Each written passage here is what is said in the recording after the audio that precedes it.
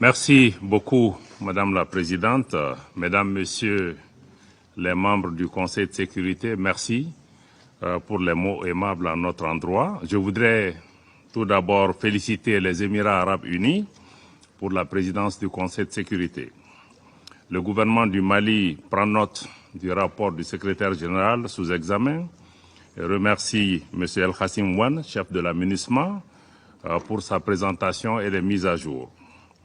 Les observations détaillées du gouvernement du Mali ont fait l'objet d'un mémorandum communiqué à votre Conseil.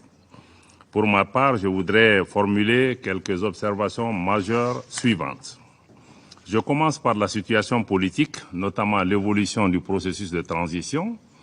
Il vous souviendra que l'une des priorités assignées au gouvernement de transition était de conduire des réformes politiques et institutionnelles qui puissent garantir un meilleur avenir à nos populations à travers une stabilité institutionnelle durable. Cette demande légitime de nos compatriotes est sur le point de devenir une réalité. En effet, le gouvernement de transition, dans le cadre d'une démarche inclusive et largement consensuelle, a pris des mesures fortes et irréversibles pour le retour à un ordre constitutionnel apaisé et sécurisé dans les délais convenus. Le gouvernement de transition s'attelle à l'organisation réussie du scrutin référendaire prévu le 18 juin afin de doter le Mali d'une nouvelle constitution conformément aux aspirations du peuple malien exprimées lors des assises nationales de la refondation. Le bon déroulement du processus de vulgarisation du projet de constitution et la campagne électorale y relative augurent un scrutin référendaire apaisé et crédible.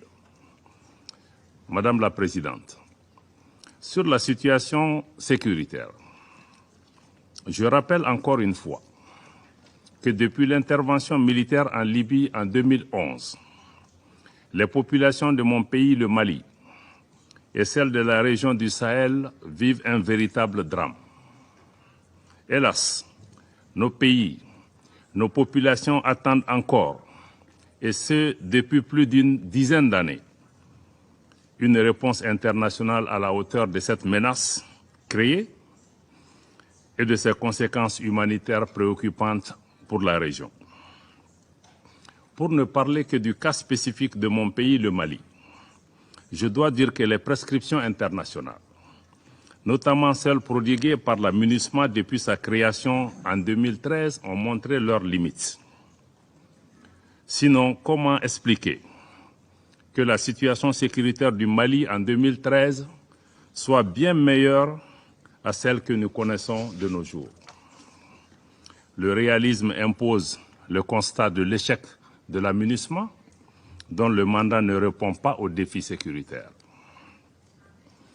Pour sa part, le gouvernement de transition n'a jamais perdu de vue que la responsabilité première de la défense du territoire national et de la protection des populations ainsi que des biens relève avant tout de l'État malien. C'est la raison pour laquelle il a donné une place de choix au renforcement des capacités et à l'équipement des forces de défense et de sécurité maliennes, afin de leur permettre d'accomplir leur mission régalienne. Grâce à ce choix judicieux, nos forces continuent de remporter contre les groupes terroristes, les groupes armés terroristes, des victoires décisives, reconnues et appréciées par le peuple malien. Je sais que cette montée en puissance des forces de défense et de sécurité maliennes suscite beaucoup de commentaires, voire des campagnes hostiles de désinformation et de déstabilisation dont le Mali est malheureusement l'objet depuis 2021, y compris à travers l'instrumentalisation et la politisation de la question des droits de l'homme qui a été relevée autour de cette table. C'est l'occasion pour moi de répondre à certains commentaires et déclarations concernant le rapport du Haut Commissariat aux droits de l'homme sur les événements de Moura. Il était de notoriété publique que la ville de Moura et ses villages environnants étaient assiégés par des organisations terroristes depuis de nombreuses années. Pendant cette période, aucune force, pas même les forces internationales déployées, n'avait accès à cette localité, abandonnant ainsi les populations à leur triste sort. Je me demande au passage, où étaient en ce moment les voix qui s'élèvent aujourd'hui lorsque les terroristes infligeaient des traitements inhumains et dégradants à nos populations civiles sans défense, lapidaient les femmes, brûlaient les villages et les récoltes et emportaient du bétail, comme ce fut le cas à Ogosagou, à Sobanda, à Djalasagou, pour ne citer que cela. Aussi, sur la base de renseignements fiables et précis faisant état de la présence à Moura de principaux chefs terroristes pour collecter le fruit des rackets contre les populations, organiser et planifier des attaques d'envergure, les forces de défense et de sécurité du Mali ont pris la décision de mener une opération d'opportunité aéroterrestre à la hauteur de cette menace, afin de mettre un terme à la souffrance de nos populations. Les premières unités déployées par nos moyens aériens, tout comme les renforts, ont subi des tirs confirmant la présence terroriste. S'en sont suivis des affrontements autour et dans la ville de Moura, soldés par un bilan de 203 combattants terroristes neutralisés, une importante quantité d'armes et de munitions saisies, plus de 200 motos détruites et plusieurs présumés terroristes interpellés et mis à la disposition de la justice. Malheureusement, 8 de nos valeureux soldats sont également tombés au champ d'honneur pendant cette opération qui a permis de libérer les populations de Moura du joug des terroristes. À la suite d'allégations d'exactions, les autorités compétentes ont immédiatement ouvert des enquêtes.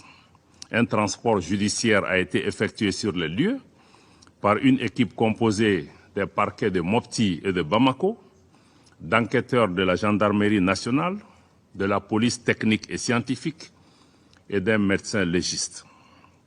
Les enquêtes continuent conformément aux procédures et aux délais en vigueur. Les conclusions de ces enquêtes seront rendues publiques. Le gouvernement rejette vigoureusement les conclusions hâtives du rapport biaisé du Haut Commissariat aux droits de l'homme. Nous voyons dans ce rapport orienté une volonté réelle de certains États d'instrumentaliser notre organisation commune pour nuire, voire punir le Mali pour ses choix souverains. Mieux, quel crédit peut-on accorder à un rapport qui tend désespérément à faire croire que les forces de défense et de sécurité ciblent des populations civiles qu'elles protègent conformément à leur mission? De plus, ce rapport comporte des images obtenues par l'usage, dit-on, de satellites, à l'insu des autorités nationales, ce qui constitue un cas clair d'espionnage. Nous devons être humbles et comprendre que personne n'aime le Mali plus que les Maliens, que personne n'aime les Maliens plus que les autorités maliennes. Le gouvernement n'est pas le seul à rejeter d'ailleurs ce rapport fictif, c'est les conclusions fictives de ce rapport. De nombreux habitants de Moura, dont des femmes, ont fait le déplacement à Bamako pour démentir la teneur de ce message, de ce rapport. Les témoignages des habitants de Moura, documentés et largement disponibles, démentent clairement les accusations sans fondement contenues dans ce rapport et mieux, dénoncent les méthodes employées par les enquêteurs. Ces habitants ont témoigné que les forces maliennes n'ont ciblé que des terroristes. Dans la même dynamique, et dès les premières allégations formulées en avril 2022 par certains États et des organisations de défense des droits de l'homme, le président de l'association Tabital Poulakou avait catégoriquement rejeté des accusations portées à l'encontre des forces de défense et de sécurité maliennes, notamment les accusations de viol de femmes. En outre, le président de l'Association malienne de défense des droits de l'homme, la MDH, a vigoureusement dénoncé la méthodologie et les conclusions de cette enquête. Ces prises de position fortes et librement exprimées méritent d'être signalées car elles proviennent d'organisations et de personnes qui ont vécu ces événements ou en ont reçu des informations crédibles et vérifiables. Nous réitérons notre ferme opposition à toute tentative d'instrumentalisation et de politisation de la question des droits de l'homme et au traitement à géométrie variable de cette problématique.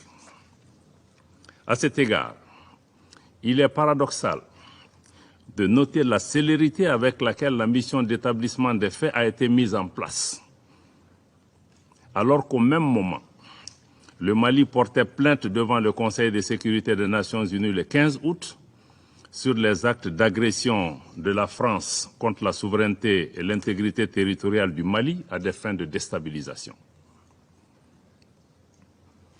Madame la Présidente, concernant l'accord pour la paix et la réconciliation au Mali issu du processus d'Alger, malgré la décision unilatérale de la CMA et de la plateforme de suspendre leur participation au mécanisme de suivi de l'accord, je réaffirme ici l'engagement du gouvernement à poursuivre sa mise en œuvre efficiente et intelligente, notamment à travers les mouvements de l'inclusivité. Nous restons toujours ouverts au dialogue avec nos frères des mouvements signataires, tous nos frères, comme en témoigne la visite à Kidal le 12 mai 2023 du ministre en charge de la réconciliation. Madame la Présidente, Mesdames, Messieurs les membres du Conseil, je voudrais à présent consacrer mes observations sur mon observation majeure sur la question de la MINUSMA. Au moment où les membres du Conseil de sécurité ont entamé les négociations autour du renouvellement du mandat de la MINUSMA, il me plaît de faire un bref rappel sur l'évolution de la mission, de sa création à nos jours. Permettez-moi tout d'abord de rendre un hommage à toutes les victimes civiles et militaires tombées au Mali, notamment nos récents frères du Burkina Faso, à qui nous adressons notre profonde compassion. En 2013, les fondements qui ont servi à justifier la création de la MINUSMA étaient notamment l'appui aux autorités maliennes pour stabiliser la situation dans les régions du nord du Mali, écarter les menaces et prendre activement des dispositions afin d'empêcher le retour d'éléments armés dans ces zones, particulièrement à travers le rétablissement de l'autorité de l'État dans tout le pays. Après plusieurs années de déploiement des forces de la MINUSMA sur le terrain, la situation sécuritaire qui concernait jadis le nord du pays s'est progressivement dégradée dans d'autres régions du Mali, notamment le centre. Pour le gouvernement du Mali, le constat est clair, la MINUSMA n'a pas atteint son objectif fondamental. Aujourd'hui, les Maliens sont heureux de voir leurs forces de défense et de sécurité réaliser en toute autonomie les missions de sécurisation des personnes et des biens, de lutte contre la criminalité, le grand banditisme, la traite des personnes et le trafic de drogue, les missions d'escorte de véhicules de transport, la sécurisation des foires hebdomadaires dans les localités sensibles, ainsi que les missions de sécurisation des frontières grâce au renforcement de l'outil de défense, conformément à la vision de son Excellence le colonel Assimi Goïta, président de la transition, chef de l'État du Mali. Le Mali est parfaitement conscient que la lutte contre le terrorisme ne fait pas partie de la doctrine des opérations de maintien de la paix. Mais il avait toujours plaidé pour un changement de posture de la MINUSMA afin de lui permettre de s'acquitter convenablement de son mandat et d'asseoir des actions de soutien aux efforts du gouvernement. Le Mali a constamment coopéré avec les Nations Unies, et ce, en toute bonne foi. Dans cette approche constructive, nous nous sommes par exemple pleinement engagés avec le Secrétariat général des Nations Unies dans le cadre de la revue interne de la MINUSMA, afin de renforcer les capacités opérationnelles de la force onusienne dans la dynamique d'appuyer le Mali à se stabiliser. Je regrette de réaffirmer aujourd'hui que les options proposées par le secrétaire général dans son rapport sur l'examen interne de la MINUSMA ne répondent pas aux préoccupations et aux attentes maintes fois exprimées par le gouvernement et les populations du Mali. Nous n'avons d'autre choix que de parvenir aux conclusions objectives du bilan de 10 années de présence de la MINUSMA qui n'a pu apporter des réponses adéquates à la situation sécuritaire au Mali et dont les perspectives de maintien ne répondent pas aux impératifs de sécurité des Maliennes et des Maliens. Ni les propositions du secrétaire général, encore moins le projet de résolution en cours de négociation par les membres du Conseil, n'apportent de réponses appropriées aux attentes des Maliens. Ce projet de résolution, d'ailleurs, conforte la récusation de la France en tant que porte-plume, tant son contenu est hostile à l'égard de mon pays.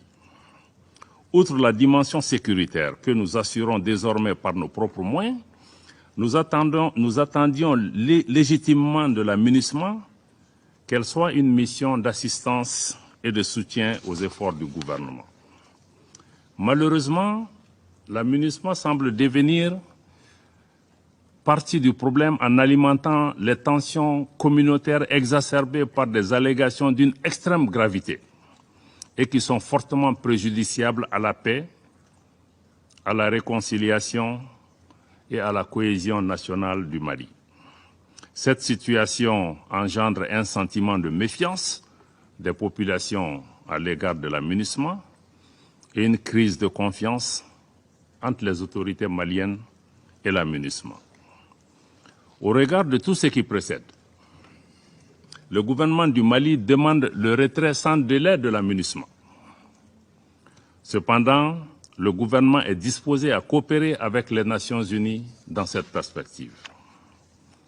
Madame la Présidente, Mesdames et Messieurs les membres du Conseil, pour terminer, je tiens à exprimer la gratitude du gouvernement et du peuple malien à l'ensemble des partenaires, tant bilatéraux que multilatéraux, qui nous accompagnent dans la stabilisation des chantiers importants de refondation du Mali.